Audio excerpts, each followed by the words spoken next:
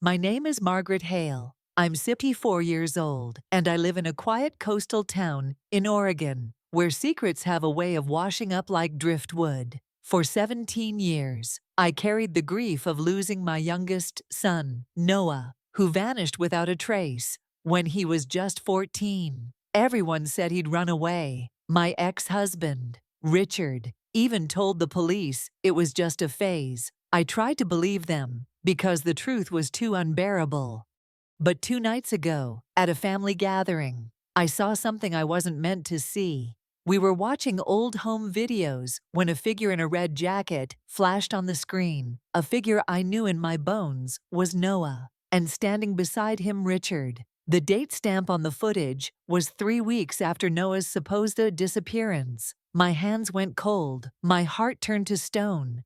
That night, I made a choice I hadn't dared make in nearly 2 decades. I decided to fight back. No more polite conversations. No more keeping the peace. Before this story goes any further, hit subscribe and tell me in the comments where you're listening from. Because what happened next would tear open every lie I'd been fed for 17 years. And it all started with pressing rewind. The remote felt heavy in my hand, as if the plastic itself carried the weight of the years I had tried so hard to forget. My son Ethan, the one who stayed, had just been fiddling with it, laughing with his kids as he connected an old camcorder to my TV. The air in my living room was warm from the glow of the fireplace, but underneath it was a tension I could almost taste. Melissa, my daughter-in-law, scrolled on her phone without looking up, her perfect manicure tapping the glass in a rhythm that grated on me. Connie, my 8-year-old granddaughter, bounced on the carpet in front of me, her smile as bright as the summer sun. "Grandma, come closer. Daddy says we're gonna watch when he was a kid." I forced a smile, settling into the same burgundy armchair I'd owned for decades. It used to be where Noah would curl up beside me during storms, his head on my shoulder. That image was still so clear, it almost felt like he could walk into the room any second.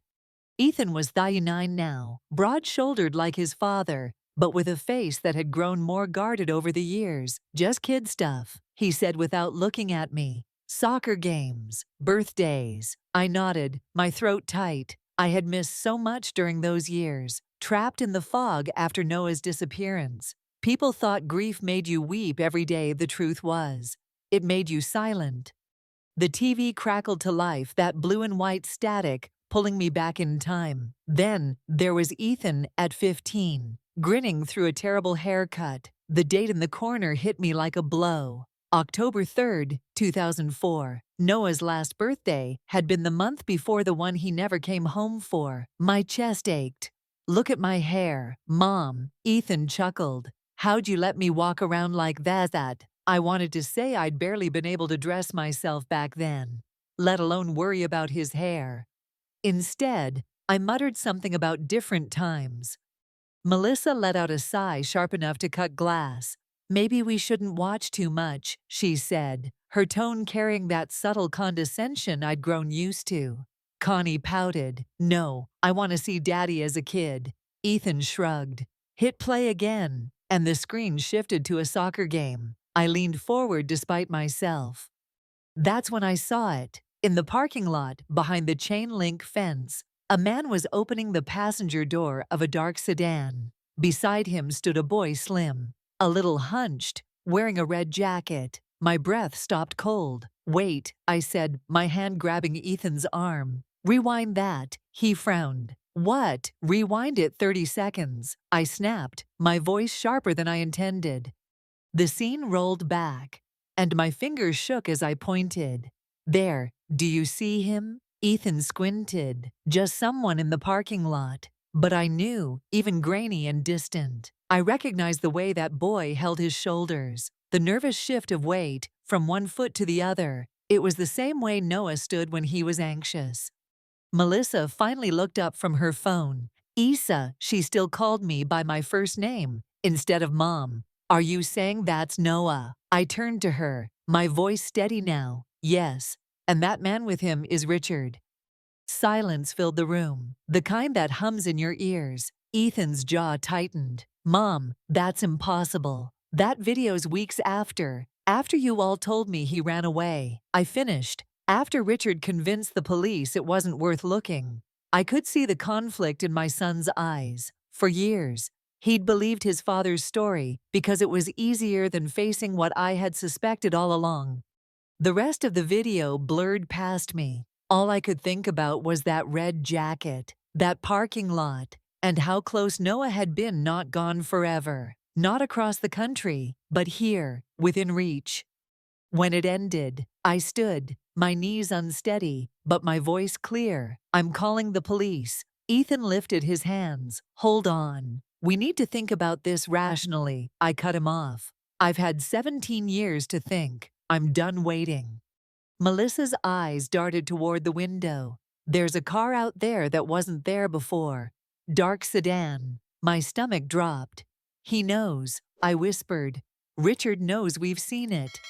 I grabbed my phone, dialing 911 with deliberate precision. As the operator's voice came on, my mind was already racing ahead to the questions I'd demand answered, to the truth I'd finally drag into the light, and to the son who might be out there still, waiting for me to come.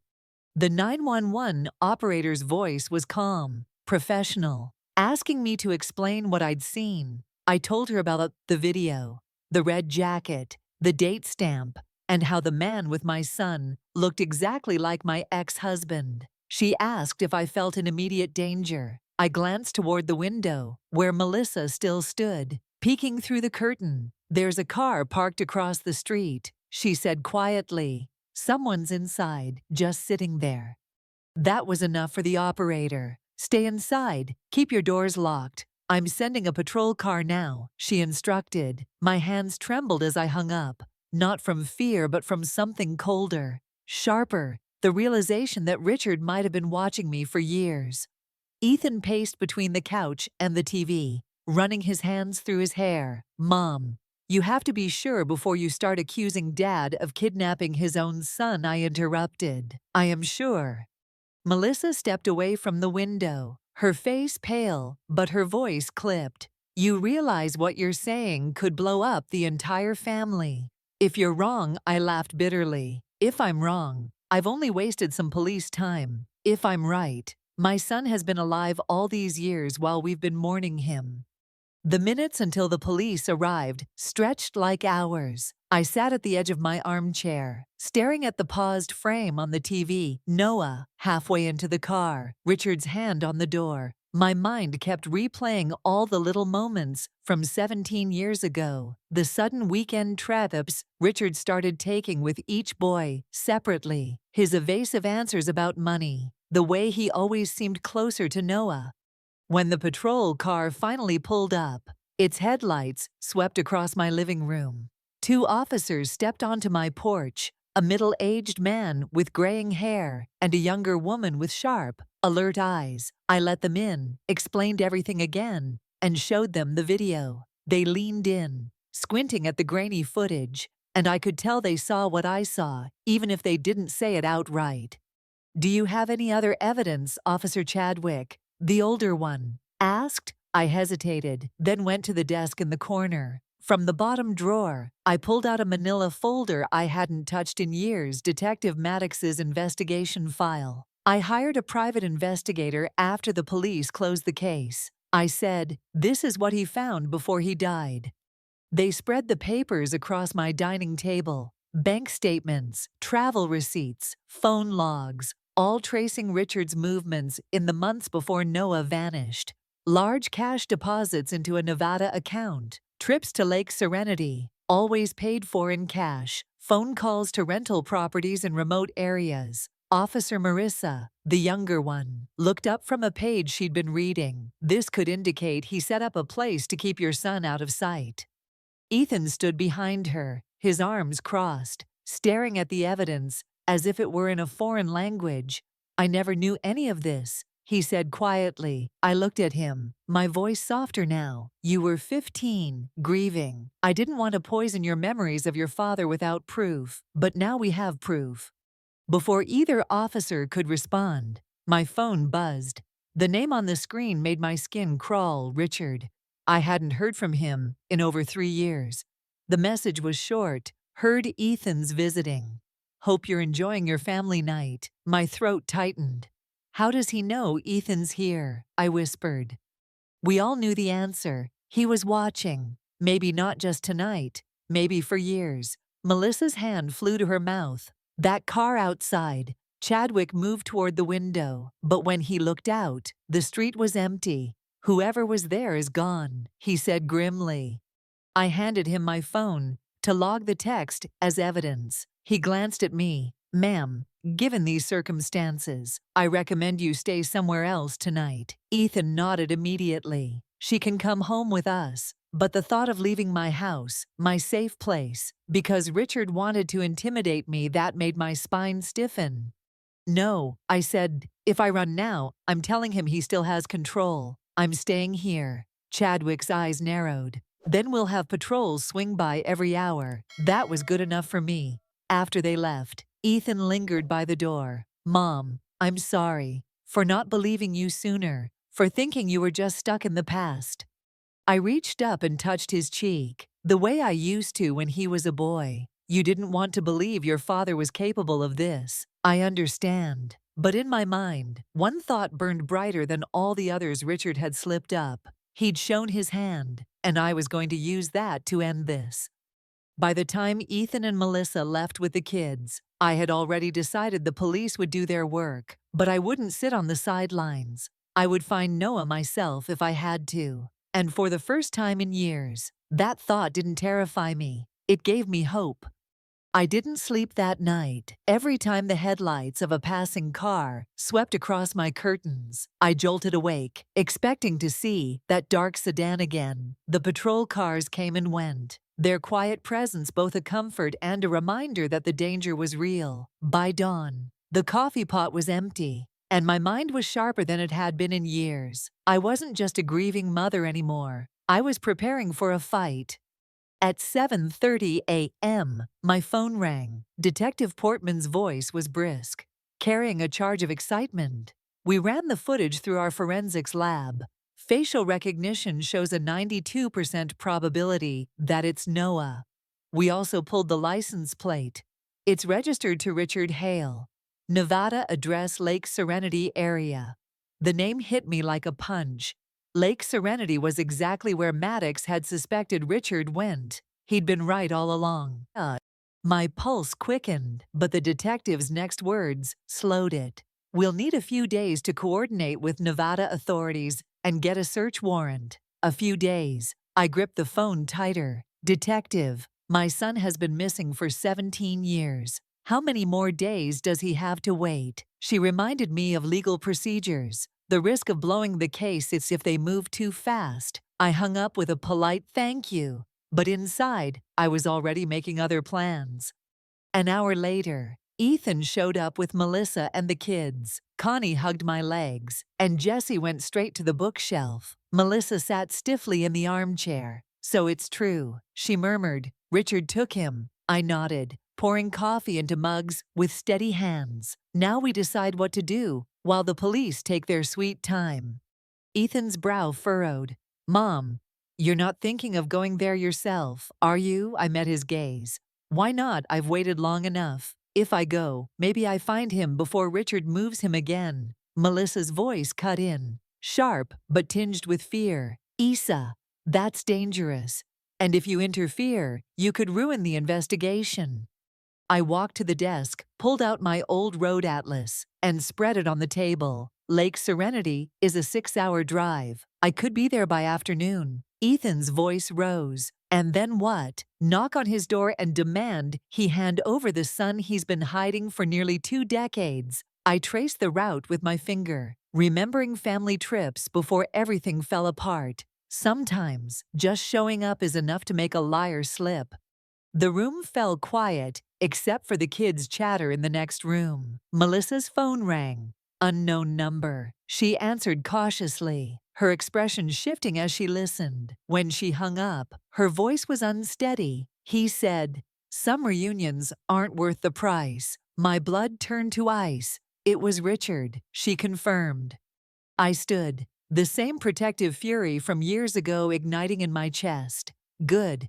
That means he's scared. I went to my bedroom, pulled a small suitcase from the closet, and started packing. Ethan followed, his voice tense. You're talking about Dennis like he stopped, corrected himself. Like Noah is a loose end. I froze, sweater in hand. If Richard has built his life on a lie, he'll do anything to protect it, even hurt him. Melissa appeared in the doorway. What if this is exactly what he wants to lure you in? I zipped the suitcase closed. Then at least Noah will know I never stopped looking. Ethan's jaw set. If you're going, I'm coming with you. I shook my head. Absolutely not. He didn't flinch. Either we do this together, or I call the police right now and tell them you're interfering. Something shifted in my chest. For the first time in years, Ethan wasn't distant. He was standing beside me. Melissa spoke up. We'll stay here with the kids, in case the police need anything. And, in case you bring him home. The words hit me harder than I expected. Bring him home. After all these years. Before we left, I pulled up county property records for Richard's address. It's not just a house, I said. It's listed as a family retreat center. 37 acres, main lodge and cabins. Ethan frowned. What's he doing with that much land? I met his eyes. That's what we're going to find out. As we walked out, my phone buzzed again. Another message from Richard. Some stones are better left unturned. Last warning. I deleted it without hesitation and handed the phone to Ethan. If he calls or texts again, don't answer. From now on, we play on our terms. The drive to Lake Serenity stretched ahead, 6 hours to 17 years of questions. I sat in the passenger seat, watching the suburban streets give way to mountains, my mind already rehearsing what I'd say if I saw Noah again. The thought was both exhilarating and terrifying, because I had no idea if he'd see me as his mother or as a stranger. The road narrowed as we climbed into the mountains, the pines growing taller and denser on either side. The air was thin and sharp, scented with sap and the faint tang of wood smoke. My stomach twisted with each mile marker we passed, not from the winding roads, but from the knowledge that we were getting closer to the place where Noah might have spent most of his life. When the GPS announced we were a mile away, my pulse quickened. The driveway to the property was a dirt road, almost hidden between two massive boulders. A weathered sign read Serenity Pines Family Retreat, the paint chipped and fading. Ethan slowed the car, glancing at me. You ready for this? I didn't trust my voice, so I just nodded. The drive in was longer than I expected, winding through thick forest until the trees opened into a clearing. The main lodge stood at the center, a rustic 2-story building with wide windows facing a glittering lake. Several smaller cabins dotted the property, connected by gravel paths. It looked like the perfect vacation spot if you didn't know the truth. Ethan parked near the lodge. I scanned the area. No other cars in sight. No voices. Just the sound of the wind in the trees. It feels empty, Ethan murmured. I stepped out of the car, my legs unsteady after the long drive. The chill of the mountain air seeped into my bones, but it also sharpened my senses. We tried the front door of the lodge, unlocked. Inside, it smelled faintly of cedar and lemon cleaner. The furniture was arranged like a showroom, comfortable but staged, as if someone had been careful to erase any trace of real life. My eyes darted to the corners, the mantel, anywhere a photograph might have been. Nothing personal, nothing that said home. Hello, Ethan called. No answer. We moved from room to room, a kitchen, a dining area with long wooden tables, several bedrooms upstairs, all neat, all unused. It was like walking through a memory that had been scrubbed too clean. Then, in what appeared to be an office at the back of the building, we found the wall, dozens of photographs pinned in careful rows. My knees almost gave out. Noah at 15, standing in front of a cabin. Noah at 18, in a workshop. Noah at 25, shaking hands with Richard in front of a new building. The years we had missed, laid out like a grotesque scrapbook. I stepped closer, my hand hovering over one photo where Noah looked directly at the camera. His eyes were the same deep brown, but dulled. In the later photos, that spark I remembered was gone, replaced by a flat, mechanical expression. "He's been here the whole time," I whispered, "and Richard's been documenting it." Ethan's voice was low. "Mom, look at his eyes. Something's wrong." I knew it too. That wasn't the face of someone living freely. That was the face of someone surviving. I felt a rush of cold anger. Whatever Richard had been telling him, it had been enough to keep him here willingly, or at least without trying to run. The sound of an engine outside snapped us both to attention. Tires on gravel, doors slamming. Ethan and I exchanged a glance. We didn't have time to hide. Then, from the front entrance, I heard his voice. "Margaret, I know you're here." It was calm, almost pleasant. The same tone he'd used when talking our neighbors out of asking too many questions during the divorce. The same voice that had made me doubt my own instincts 17 years ago. But now, it only fueled my resolve. We walked back into the main room. Richard stood just inside the doorway, tall and lean, looking almost unchanged. "You look well," he said, his eyes flicking to Ethan. "And you've grown into quite a man. Shame we couldn't keep in touch." "Where is Noah?" My voice was flat, each word deliberate. "Our son," he corrected, "and he's fine. Better than fine, thriving." Ethan stepped forward, fists clenched. "You kidnapped him. You made Mom think he was dead." "I saved him," Richard snapped, his veneer cracking for a moment. "You have no idea what she was like back then, falling apart, drinking, barely functioning. Noah needed stability." The lie was so smooth it might have worked on anyone else, but not on me. "Where is he, Richard?" Before he could answer, a new voice came from behind us. "Mom." I turned, and there he was, Noah, 31 now, broader in the shoulders, taller than Ethan. But it was him. My throat closed. "Noah." His expression was unreadable. "He told me you were dead." The words hit me like a blow. Richard hadn't just hidden him, he'd erased me from my own son's life. "I never stopped looking for you," I said, my voice shaking. "Not one single day." Noah's gaze shifted between us, confusion, and something like fear in his eyes. Whatever happened next, I knew it would decide whether I lost him all over again, or finally brought him home. For a long moment, the room was silent except for the faint creak of the floorboards under Noah's weight. He stood there in the doorway like a ghost returned. But instead of relief, there was a wall between us, one Richard had spent 17 years building brick by brick. My heart ached to cross the space, to hold him, but I didn't move. I needed him to choose to come to me. Richard's voice sliced through the tension. "Noah, go back to your cabin. We'll talk later." The command was casual, almost lazy, but I saw the flicker in Noah's eyes, the reflexive obedience of someone conditioned to respond without thinking. That flicker nearly broke me. "No," I said firmly, stepping closer. "You're 31 years old. You don't have to do what he says anymore." Richard's gaze hardened. "You have no idea what you're interfering with. Margaret, Noah has a life here, responsibilities. You can't just waltz in after all these years and dismantle what I've built." "What you've built," I repeated, my voice low and sharp, "is a prison with nicer wallpaper." I gestured toward the wall of photographs. "You documented his life like some trophy you needed to prove you were right. But you stole that life from him." Noah's voice was quieter than I remembered, but steady. He said you couldn't handle losing Dennis, that you shut down and forgot about me. Ethan stepped forward, his voice thick. "That's not true. Mom never gave up on you. She hired investigators. She—" "Enough," Richard snapped, his mask slipping further. "You don't understand what it was like. Your mother was drowning.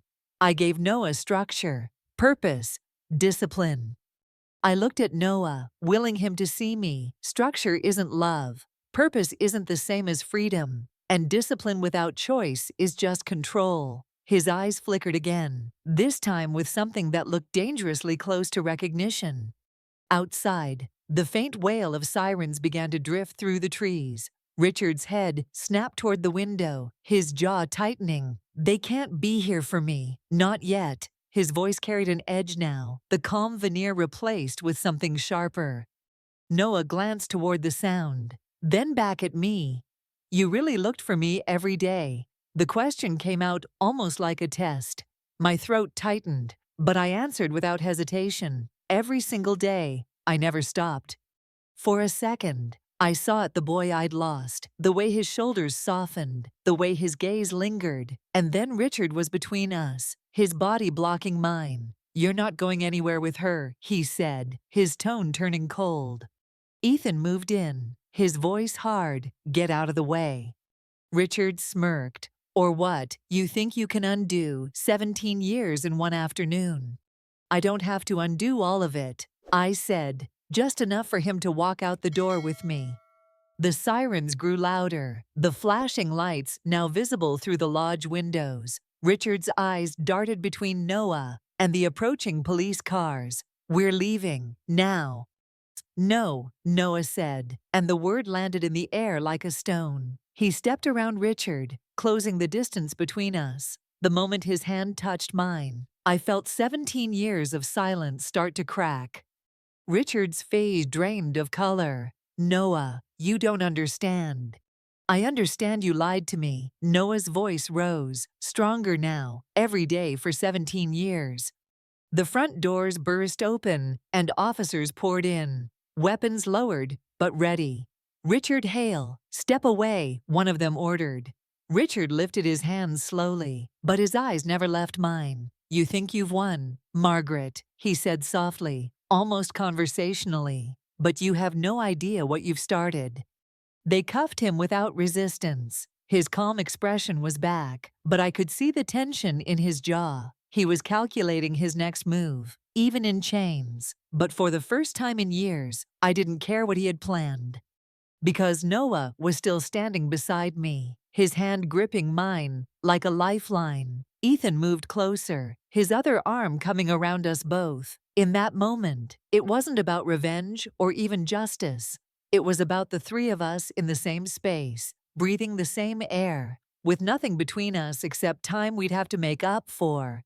The officers led Richard out, the door closing behind them with a final, satisfying thud. The room seemed quieter, lighter somehow. Noah's hand didn't let go, and I didn't intend to be the first to pull away.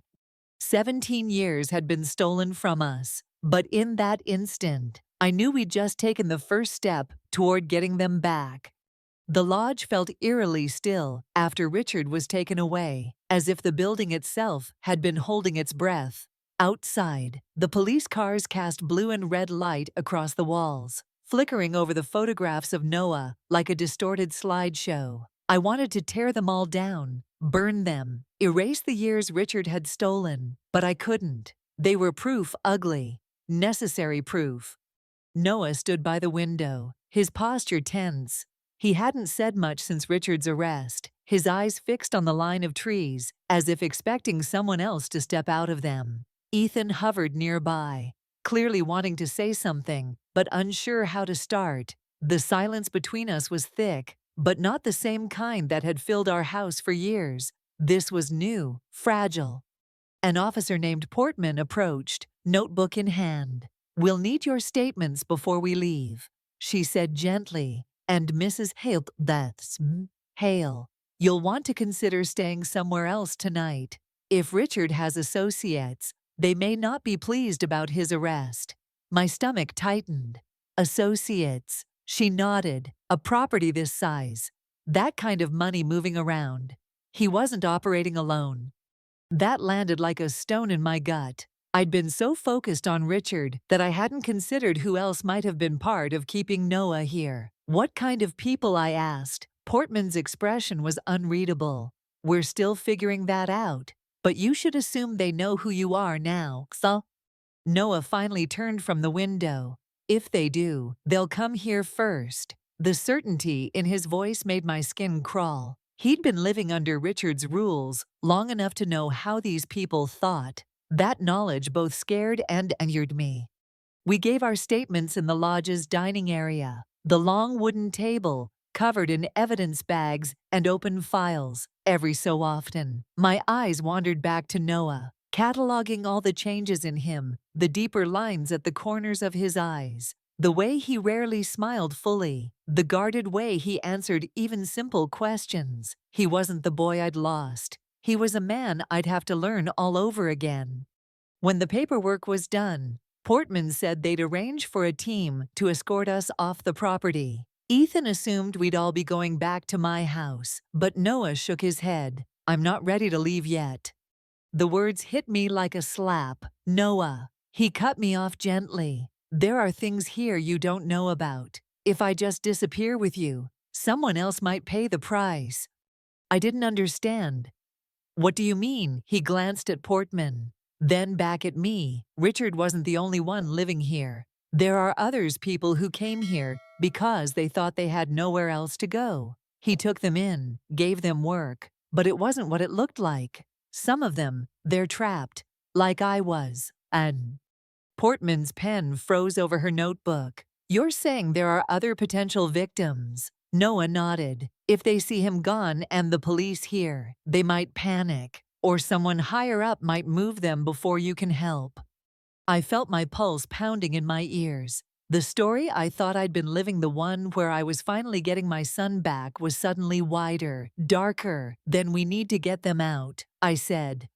Portman frowned. "We can't just start pulling people from the property without a coordinated plan. If they're adults, they have to consent, and if they're underage, we have to prove they're in danger." Noah's jaw tightened. "They won't talk to the police, not at first, but they might talk to me." The idea of him staying here any longer made my chest constrict, but I understood. If he was willing to help bring these people out, it could dismantle whatever Richard had been running for good. Still, the thought of leaving him behind again, even for a day, felt unbearable. Ethan spoke up. "If he stays, I stay. No way he's here alone." Noah shook his head. "Two people poking around will draw attention. I know how to move without being noticed here. You don't." We argued in low voices for several minutes until Portman interrupted. "If Noah's willing, we can keep a small surveillance team nearby. But you all need to be prepared. This isn't over. Whoever else is involved may try to make their move before we can." The weight of that truth settled over me like a heavy coat. I'd come here thinking the worst thing I could face was Richard. Now I knew the rot went deeper, and cutting him out wouldn't be enough. When it was time to leave, I hugged Noah hard, memorizing the feel of him in my arms. "This isn't goodbye," I whispered. "Not again." He didn't answer, but his arms tightened for just a second before he stepped back. As Ethan and I got into the patrol car, I looked over my shoulder at the lodge. Noah stood in the doorway, framed by the glow of the interior lights. For the first time in 17 years, I wasn't wondering if he was alive. I was wondering how to keep him safe long enough to finally bring him home. The drive back down the mountain felt longer than the climb up. I kept glancing in the rearview mirror, not for traffic, but for any sign that someone might be following us. My mind wasn't on the road at all. It was still back at the lodge, on Noah, standing in the doorway, on the people he said were trapped there. I thought I'd reached the end of this nightmare when Richard was arrested, but I realized now I'd only kicked the hornet's nest. Ethan sat beside me, unusually quiet, his gaze fixed on the winding asphalt. "You're thinking about going back," he said finally. It wasn't a question. I kept my eyes forward. "If there are others still there, I can't just leave them." He sighed, rubbing the back of his neck. "And if Noah gets hurt while trying to help them?" The question twisted my stomach, but I didn't answer. I couldn't promise him or myself that everything would be fine. By the time we reached my house, the sun was dipping low, painting the sky in streaks of orange and pink. The patrol car that had been stationed outside earlier was gone. For a moment, the quiet street felt almost normal, but the second I stepped inside, I knew something was off. A single envelope sat in the center of my coffee table. No stamp, no address, just my name, written in Richard's precise, slanted handwriting. My breath caught. Ethan picked it up, but I took it from him before he could open it. Inside was a single sheet of paper. "You've taken one thing from me. Don't make me lose the rest." Ethan's jaw clenched. He's still pulling strings from a cell. I shook my head. "No, this isn't him. This is someone else. Someone who's still out there." And that meant Noah was right. Richard hadn't worked alone. I called Detective Portman immediately, and within the hour, 2 unmarked cars were parked discreetly down the block. She came inside, reading the note with a grim expression. "This is a warning. It means they're feeling pressure. That's good, it makes people sloppy." I wasn't sure good was the word I'd use, but I understood her point. Pressure could crack walls, and I intended to push until they broke. Portman agreed to keep me updated on Noah's movements, but warned me that he was operating in dangerous territory. "If he signals trouble, we pull him out," she said firmly. I nodded, but deep down, I knew Noah wouldn't leave until those people were free. That night I couldn't sleep. I sat at my kitchen table, a mug of untouched tea in front of me, replaying every moment from the day. At midnight, my phone buzzed. It was a message from an unknown number. "He's earning their trust." I stared at it, my heart pounding. There was no name, but I knew it was from Noah. The next morning, Portman called. "He's identified at least 3 people who might want out, but they're afraid. One of them is just 16. We're planning an extraction, but we'll need to move fast." My chest tightened. "When tonight? But it has to be quiet. If the wrong people get wind, it's over." By evening, the plan was in motion. Ethan insisted on coming, despite my protests. "If something goes wrong, you'll need someone who knows that place," he said. We met Portman's team at a staging point just outside the forest. The air was cold enough to bite, the moon a thin sliver in the dark sky. The operation was quick, precise. 2 unmarked vans pulled up to the edge of the clearing, while officers moved in silently. Noah emerged from the shadows with 3 figures trailing behind him, 2 women and a teenage boy. Even in the dim light, I could see their fear, but I also saw the relief in their eyes when they realized they were leaving. I wanted to run to Noah, to throw my arms around him, but I stayed where I was until everyone was safely inside the vans. When he finally approached, his face was pale, but his eyes were brighter than I'd seen them in years. "They're safe," he said simply. Portman's team drove the group away to a secure location, and the rest of us stayed behind to sweep the property one last time. No one else was found, but evidence was collected: ledgers, photographs, lists of names, proof that this had been bigger than just Richard. As we left, I looked back at the lodge, its windows dark, its secrets dragged into the open. For the first time since this began, I felt like the tide was turning, not just for me, not just for Noah, but for everyone who'd been caught in Richard's web. In the car, Noah sat in the back seat, leaning forward between me and Ethan. "I'm coming home," he said quietly. My hands tightened on the steering wheel. "For good." He hesitated, then nodded. "For good. But it's going to take time, Mom." I swallowed hard against the lump in my throat. "We've got time," I said, and this time, I meant it. Sitting at my kitchen table, the next morning, I watched Noah pour himself a cup of coffee, like it was the most ordinary thing in the world. But it wasn't ordinary, it was 17 years in the making. Every sound, every small movement, felt like proof that we'd made it through something most families never could. There are still questions to answer, wounds to heal, and pieces of our lives to put back together. But now, we get to do it together, and that's worth more than all the years we lost. If there's one thing I've learned, it's that the truth has a way of finding the light, no matter how deep someone tries to bury it. For 17 years, I thought I was powerless. Now I know the moment you decide you won't be silent anymore, you've already begun to take your life back. Thank you for listening to my story.